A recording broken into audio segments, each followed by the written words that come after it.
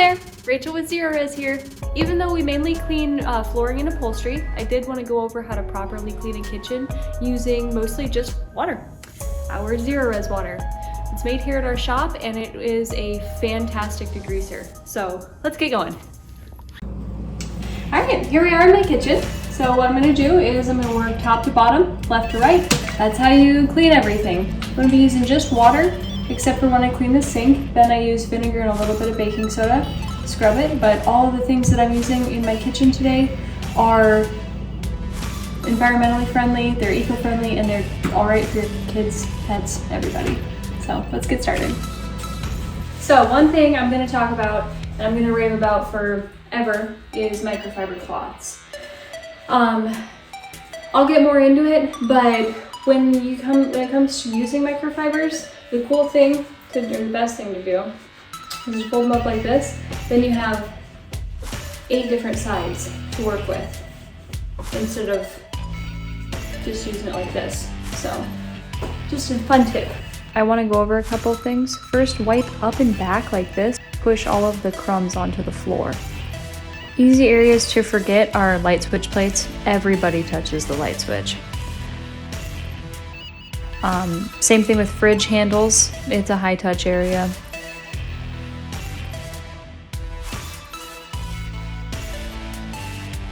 Trash cans always seem to get dirty.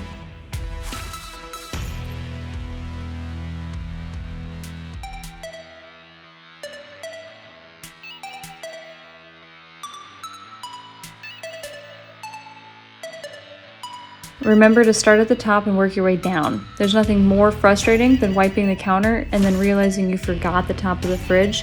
Everything from the fridge falls down onto your nice clean surface. It's very counterproductive.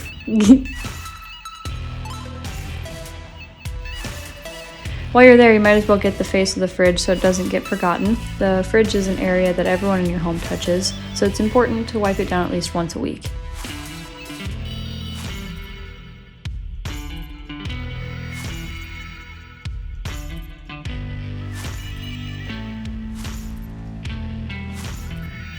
So the same reason you start at the top and work your way down, you clean inside the microwave before you clean any of the surfaces, because all the food bits are just going to fall out of the microwave and onto the countertops.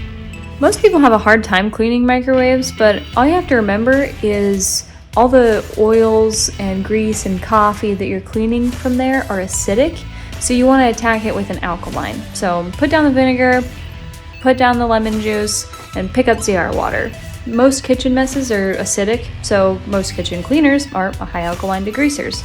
Our water acts like a degreaser, but it doesn't leave any chemical residue, which is great for the top cabinets that are often caked with dust and grease. It makes wiping them off almost too easy.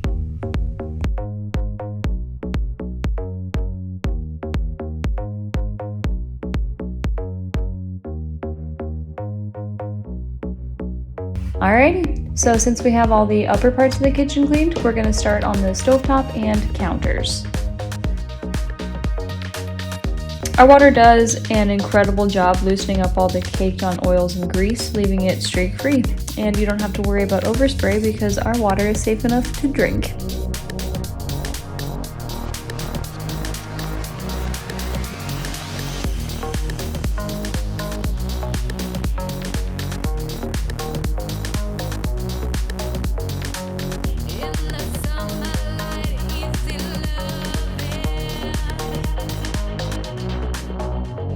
Alright, if you get down at eye level on the countertop, you can see all those little crumbs on the surface.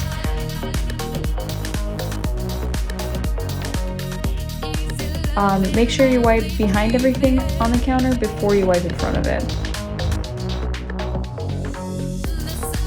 Also, microfibers really only work when they're dry, so don't get it soaking wet and try to use it. They're very porous, which makes them really good at trapping in dust and dirt, but if you use them when they're wet, then those pores are filled with water and they're not able to work properly.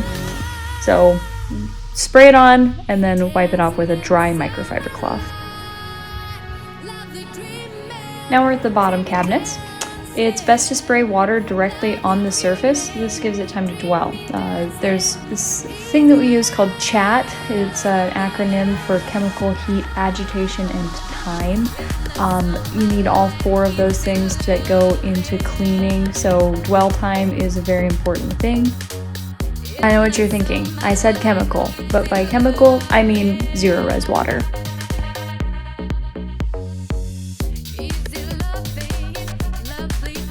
Okay, so for the sink, I don't use zero res water. It's an alkaline, and in sinks you want to use an acid. So I poured a little bit of vinegar in there and then sprinkled it with baking soda to neutralize the vinegar, and also the baking soda adds some grit to be able to scrub it with.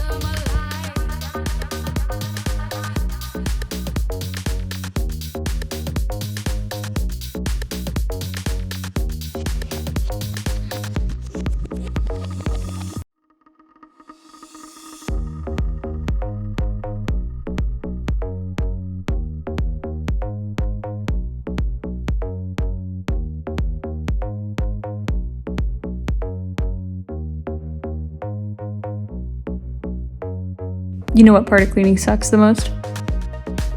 Vacuuming. Get it?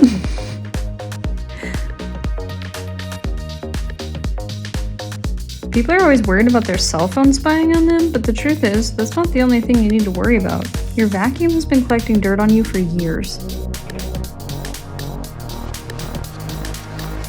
The biggest misunderstanding when people are mopping is that more soap makes your floors cleaner, when actually, if you mop with soap, all that is just gonna dry on your floor and create a residue, and soap is actually designed to attract dirt, and what happens is over time your floors actually get dirtier faster.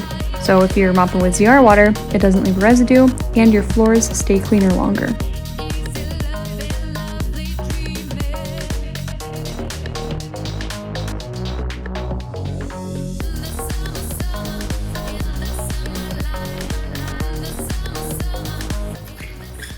So, as always, thanks for being here with me today.